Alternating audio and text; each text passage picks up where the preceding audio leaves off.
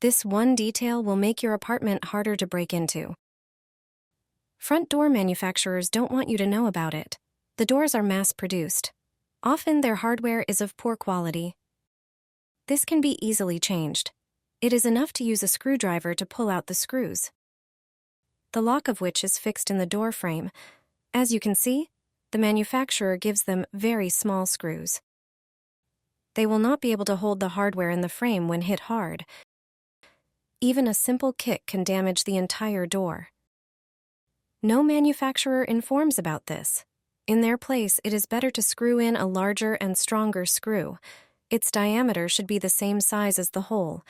When you put it against the door frame, you can see that the first one barely goes beyond the wall line.